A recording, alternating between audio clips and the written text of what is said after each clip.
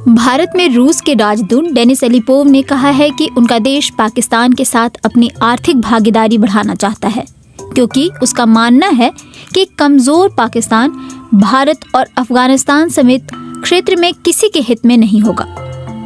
भारत और रूस की दोस्ती समझौते की 30वीं वर्षगांठ पर इंडिया राइट नेटवर्क और centre for global India insights नामक संस्था ने दिल्ली में एक सम्मेलन आयोजित किया था। समाचार एजेंसी पीटीआई के अनुसार इसी सम्मेलन को संबोधित करते हुए राजदूत डेनिस एलिपोव ने भारत और पाकिस्तान के बारे में कई अहम बातें कही। बाद में उन्होंने ट्वीट कर ये साफ किया कि उनके कहने का असल मतलब ये था कि अस्थिर पाकिस्तान इस क्षेत्र के किसी भी देश के हित में नहीं है। उन्होंने आगे कहा कि भारत विरोधी एक मजबूत पाकिस्तान भी किसी के हित में और खासकर भारत के हित में नहीं है।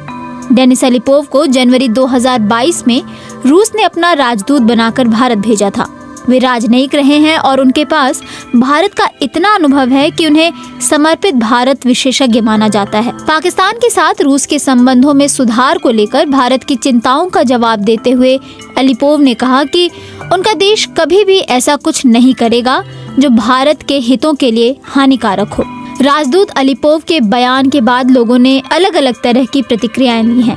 बीबीसी से बात करते हुए जवाहरलाल नेहरू यूनिवर्सिटी में रूसी और मध्य एशिया अध्ययन केंद्र के प्रोफेसर संजय पांडे कहते हैं कि रूसी राजदूत के बयान से कुछ खास मायने नहीं निकाले जाने चाहिए। रूस और पाकिस्तान के रिश्ते नए नहीं हैं, इसका एक लंबा इतिहास रहा है। प्रोफेसर पांडे कहते हैं, साल 1949 में तत्कालिक सोवियत संघ ने पाकिस्तान के प्रधानमंत्री को रूस आने का न्योता दिया था। 1965 के ताशकंद समझौते में भी रूस की भूमिका को पूरी तरह से भारत के पक्ष में नहीं कहा जा सकता है।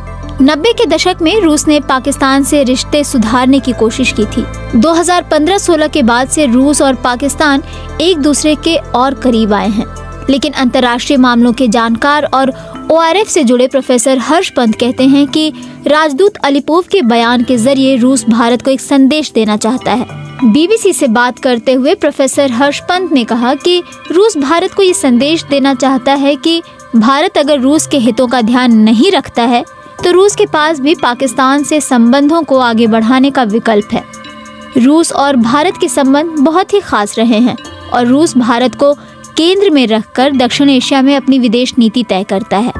लेकिन क्या इस तरह का बयान इशारा करता है कि रूस दक्षिण एशिया में अपनी विदेश नीति को बदलने पर विचार कर रहा है? और अगर रूस ऐसा सोच रहा है तो पाकिस्तान और रूस के पास ऐसा क्या है जो दोनों एक दूसरे को दे सकते हैं? प्रोफेसर संजय पांडे का कहना है कि रूस और पाकिस्तान के संबंधों की विडंबना यही है कि दोनों के पास एक दूसरे को देने के लिए कुछ नहीं है।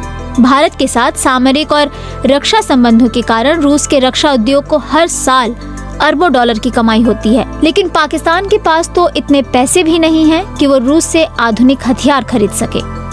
प्रोफेसर हर्ष पंत का भी मानना है कि पाकिस्तान की स्थिति इस समय इतनी खराब है कि वो न तो आर्थिक तौर पर किसी का पार्टनर बनने के काबिल है, न तो वो आपकी रक्षा नीति के बदलाव में कोई मदद कर सकता है। तो फिर रूस पाकिस्तान की तरफ बढ़ने की कोशिश क्यों करेगा? इसका जवाब देते हुए प्रोफेसर संजय पांडे कहते हैं कि अमेरिका और पश्चिमी देश रूस को अलग थलग करने में लगे हैं। ऐसे में रूस अफ्रीका समेत कई देशों से अपने संबंधों को बेहतर करने की कोशिश कर रहा है और पाकिस्तान तो फिर भी उनके पड़ोस में है और एक महत्वपूर्ण देश है। प्रोफेसर हर्ष पंत के अनुसार रूस और पाकिस्तान का करीब आना उतनी बड़ी बात नहीं है, लेकिन रूस, पाकिस्तान और चीन एक दूसरे के करीब आते हैं और किसी तरह का एक गुट बनाते हैं तो ये एक महत्वपूर्ण घटना होगी। एक सवाल ये भी पैदा होता है कि क्या पाकिस्तान अमेरिका के साथ अपने ऐतिहासिक रिश्तों को नकारते हुए पूरी तरह रूस और चीन के खेमे में जाने की हिम्मत करेगा? प्रोफेसर संजय पांडे के अनुसार पाकिस्तान इतनी हिम्मत नहीं कर सकता है,